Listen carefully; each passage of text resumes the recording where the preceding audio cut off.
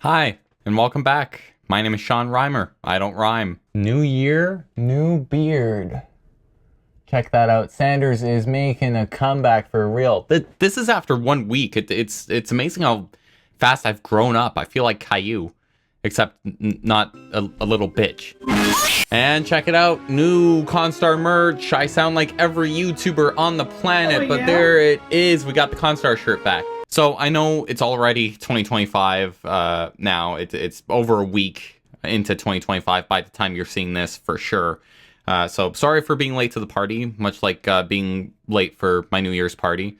I think I was late for Christmas too. I was late. Unlike me coming out of the womb, I just really needed to get out of there. But I wanted to take some time and think about this past year because, you know, everyone likes to think about the negatives in the past year. Americans are freaking out that Trump is back. And don't worry, America, because Canada's about to go through the exact same thing you're going through. He looks up and what does he see? He sees a brand new fighter jet. They're doing a training mission in the sky, getting ready to defend our home and native land. Finally, it's about time some man stood up. And since I'm in a ton of Star Trek circles, everyone's freaking out that Discovery isn't canon anymore. For the record, I jerk off to a Constitution class from Discovery every night. Personally, for me, I wanna celebrate how much this year has meant for me because it really has felt like a comeback for me. I want to celebrate all the accomplishments and all the people that I've met along the way and thank them for being with me on this journey that was this year, because it was a roller coaster, but one where I wasn't vomiting copiously and wanting to get off. It was actually quite pleasant. I guess like Big Thunder Mountain, I'm not a big roller coaster guy. Rest in peace, Mindbender. So I started the year by having a very, very long sit down with myself and telling myself that I wasn't doing good enough, that my foot wasn't all the way on the accelerator, all the way on the floor of this metaphorical car called life that I've been driving. And I needed to do better. So I decided to implement a Japanese philosophy called Kaizen. If you guys don't know what Kaizen is, it was developed by Toyota on their production floor for producing their cars, where if there was something that needed improvement, they would put in the effort to improve it, anything at all. It's why a car like the Lexus LFA took so long to develop and was overall a financial failure for Toyota, and I think nearly bankrupted them, and they're not going to do something like that again. But there's a reason everyone remembers that car. The sound, the way it drove, the way it looked, just the tremendous amount of risk. I don't want to make money. I really don't. I want people to remember me. I want a legacy. And I also want to find fulfillment within myself. I want to be proud of myself. And I want to know that I've put everything I can into everything that I do. Now, as is the case with setting goals, you cannot go right to the sky from day one. No, you gotta start small and go from there. So that's what I was doing with my early videos this year. Start small with some of the smaller videos. Start with my own channel and see where it takes me. And on the subject of my videos, one thing I will say is that I'm really proud of what I did this year. For the first time in my YouTube career, what is it now? It's coming upon 13 years of doing YouTube at a meager 1,000 subscribers. Yeah, I'm doing really good. It's not about that. It's about my life. This is what this is about. And this is the first time where I've been able to really watch and enjoy my own videos. I put them on sometimes. I watch myself. Lexa watches me. She really likes the stuff that I'm doing. When I was gone in Harrison, she was doing a Sean Reimer marathon, which it's kind of cool. I'm there when I'm not. I find adding jokes or creating a story in the editing process has really helped. It's helped both in the final product in the video that I do and also the editing process, because you can only entertain yourself so much when you're watching the same 10 seconds over and over again editing a video. So you gotta try and entertain yourself a little bit with it. And I think a great example of this was Stow with Sean. There was a skit that I did where I was pretending to be a cryptic developer jacking off.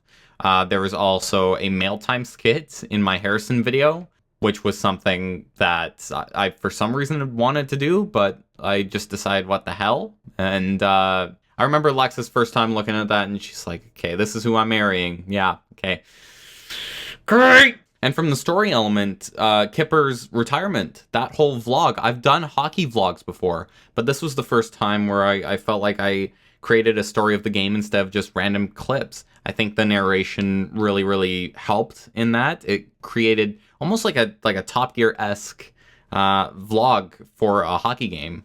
It gave me more freedom as well to mix up the order of clips to make it fit a story better instead of having something so linear.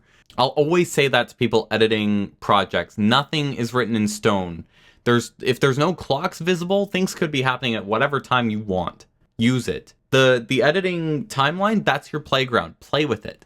This is the first year where I thought to myself, instead of this can't be done, I thought, how can this be done?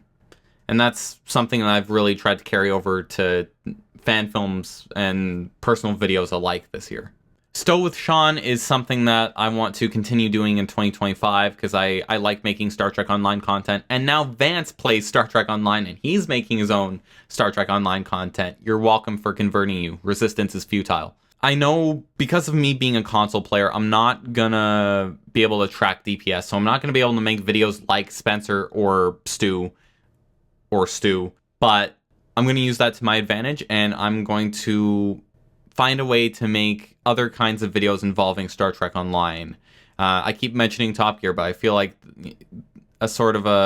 taking a foundation of Star Trek Online and turning it into something absurd is something that I'm going to run with. And 2024 was the first year where I stepped away from the iPhone. This was pretty big for me. It happened shortly after the Billy Talent vlog. Now, mind you, I was rocking an iPhone 14 Pro, which isn't... It's not an old phone by any means. It's a fairly recent phone, but it was just something about editing that footage I was very unhappy with, and it might have had to do with me dropping the phone on its screen like a dork and shattering the front camera and making it really hard to film myself. I think even in that video I was trying to use that front camera, and you can see the glare of the crack on the screen. It looked terrible, and that's something that I realized if you want the best optics of the iPhone when you're shooting yourself, good luck. You're going to look like an idiot. I've even tried tying an Apple Watch around the front, and it's very, very inconsistent. So after spring, I switched to this camera, which is the Osmo Pocket 3. I've covered this, which really started a whole rabbit hole of me wanting to learn a lot more about cameras, a lot more about filmmaking, because this is the first time where I've been able to think about stuff like shutter speed and ISO and various attachments like ND filters and this black mist filter, which my mom got me for Christmas. Hi, Mom. Which can defuse the light a little bit. It's 1/8 strength, so it's not ridiculously powerful, but it's a nice subtle thing. I'll show you. I can't get the freaking thing off. Oh, there we go. Okay, so before, after. So you see how it's very, very crystal clear, but it's digital.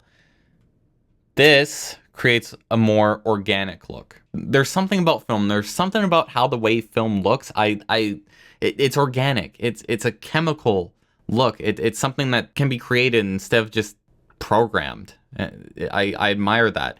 Plus, I don't know if I'm ever going to be able to get around to getting a film camera or figuring out how that works. And, maybe that could be a rabbit hole of its own to go down. But for now, there's this. So I used the Osmo Pocket 3 entirely to shoot Blue Nose. And then I used this and the new iPhone 16 Pro, which supports log recording, to shoot Kill All Your Friends, to create a bit of a multicam setup for that, just to make the film a little bit more dynamic. The Osmo in particular is great for solo filmmaking because I can track myself, which I haven't turned on. I guess I could turn that on.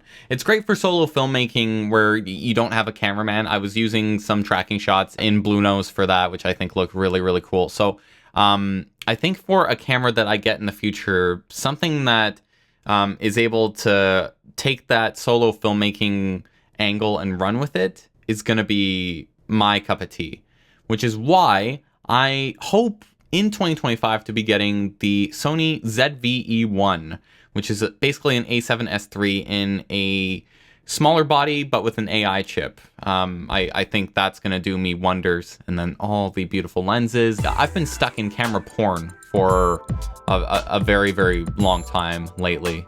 It gets hot because the ZV-E1 overheats. I'm going to need to think that one through. So speaking of my fan films, once I got those shorter videos out of the way, I felt like it was time to get back to doing something profound. Like I felt like I had a voice again, and I needed to show it through Sanders. Or should I say, hold on. I don't think you can see him. He's behind the lamp here. It's hard to, he's here. And one thing I felt like was very important to me from the beginning, I wanted to see how much I could do myself.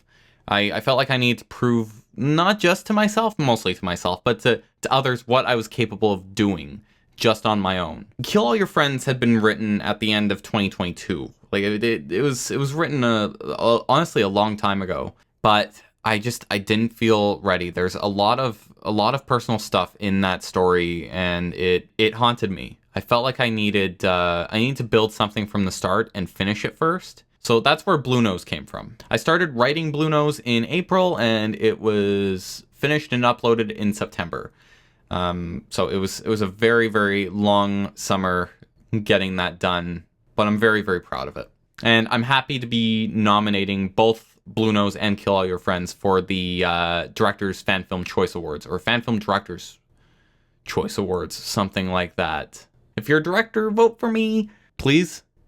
I'll make you run up a hill. I'll give you honey, not that honey. And I felt like doing Blue Nose was important to be able to bridge the rest of the Constar universe to Kill All Your Friends, to set up the Undine as the big baddie in Constar the motion picture.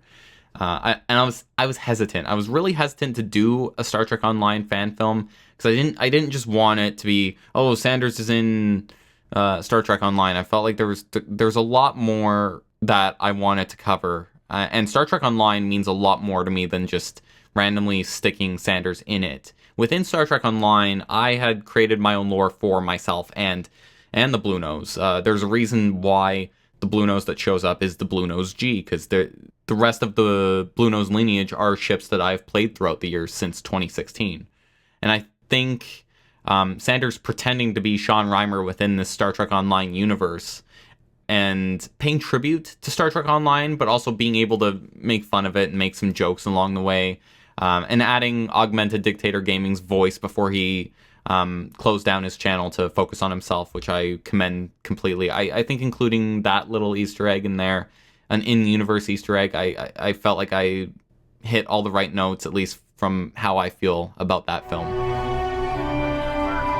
Sonic range to damage foes, boost your current engine power levels for 15 seconds, grants bonus disruptor fire, cold electrosonic. You know, I've never understood your counterpart's obsession with Admiral Darkspeaker. He's a little too superhuman for my liking. And I also really wanted to include Easter eggs to the real-life Blue Nose, which was a Canadian racing schooner that raced from 1921 to 1938 and was unbeaten. There's lots of Canada in that film. Shingoose, the ship that shows up to save the Blue Nose, was named after Lex's native family line. I should do a quick mashup of all the Canadian references in Blue Nose. That stupid ship is named after the greatest racing schooner that the world had ever seen. I think for round 2 against something literally called a planet killer, though, hope doesn't hurt. Unless they're Flames fans, of course. Ah, yes. Hockey, right?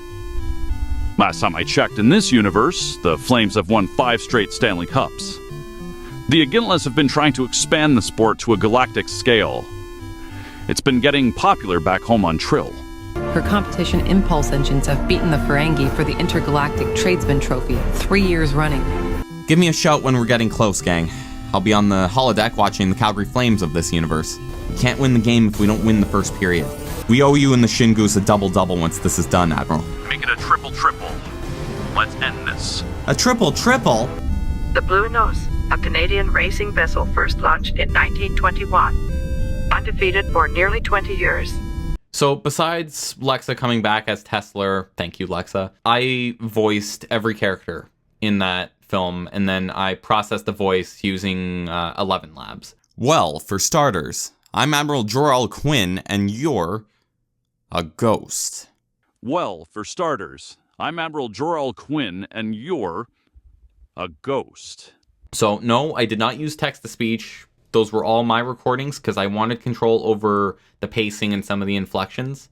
That was all my voice. And I honestly think it's one of the most complex and dense films that I've ever created. Certainly the longest. I was not expecting it to be 40 minutes long. Looking at the final script, I was like, oh, this is going to be really fun. And I'm glad I was able to honor my friend Ronnie, who read the finished script before I had started making it. It was the last time I saw him before he died, and me and him talked about Star Trek a lot, so I'm really thankful he at least got to read it. Unfortunately not see it, but that's why I paid tribute to him at the start of the film. Now, I didn't have a whole lot of time to rest after Blue Nose had premiered, because literally the week after, I was off on a plane to Harrison, Arkansas to film Constar the Motion Picture. And I'm just gonna say it was the most fun I've ever had in my life. It was the happiest I've ever been, without a doubt. It's a weird feeling having people that you haven't met, but that you know, say your name. Just like hearing Frank be incredibly excited to see me. Like he does a double take and he's just like, Sean! Meeting Vance. Meeting Royce, meeting Martin, meeting Greg, and of course meeting Greg. And me and Christina, we had a hell of a time getting back to Dallas after that. There were a lot of issues that popped up, but we got her home to Columbus. Go Blue Jackets. Johnny Gaudreau loves you guys. And to think it almost didn't happen. Just like looking at the price of it, and then the journey itself, once price wasn't an issue, once my family helped me out with it, just like, God, I gotta fly all the way to Dallas on my own at like 6 a.m, and then I gotta board this tiny little sardine can to this town that no one's ever heard of. But it happened to be the adventure of a lifetime, and I would gladly do it again. It was... I was gonna say once in a lifetime, but I really hope it's not. And once again, as is tradition, I did not get a chance to rest after I got back to Calgary, because then I went into production for Kill All Your Friends, and I am so happy to have it done. It was so cathartic, because just being able to tell that story, it took a lot out of me, because it's dark. It comes from a very, very different place that I'm thankfully not in anymore. I'm happy it's out there, and I'm happy people are really, really enjoying it. Fun fact, Lobato's character in the original script was Menard. It was supposed to be Vance there. It goes to show you how much time had gone by. Constar the Motion Picture was developed, and in the context of that script, Menard has no idea that Sanders killed all those people. It also originally only started out with Sanders killing Tesla, but naturally, the Undine happens. But I was really, really happy to have Paul and Frank on board. They did a wonderful job reading that script. It always warms my heart to hear people reading my script and being their characters. And like you kind of like take a step back. You just watch it and you're like, this is amazing. I can't believe this is something that I've written, because I couldn't have imagined it quite like this. They really bring it to life. They did an amazing job. Thank you guys for that. I want to show what a Combox film is capable of. For those who don't know what a Combox film is, it's pretty much Star Trek FaceTime, which I'm not quite at Wrath of Khan level, because technically that's a Combox film. Kirk and Khan don't actually physically interact, but I think this is a really, really good first step. And that brings me to the thought of previous things that I've done throughout my life that I've been good at, like, acting in film school, or certain videos that I've done really well, like the Kevin Creations Spider-Man face shell, which I don't have anymore. Sorry, Kevin. It kind of just it became a mess of wires. It was a toaster bath waiting to happen. or the various Bakugan videos that I've done, sorry Drago, they haven't been things that I've wanted to continue doing. But with the fan films and with these types of videos where it's me talking about things that I like, I think this is something that I want to continue. Something I feel very, very passionate about continuing. Something that I love with all my heart. It's the first time that's happened. And it makes sense that various elements of these things that I've been good in previously have kind of come together in this orgy, into this culmination of a craft that I am really, really passionate about. And that I'm really, really proud of myself for undertaking this year. Which makes next year's resolution pretty simple.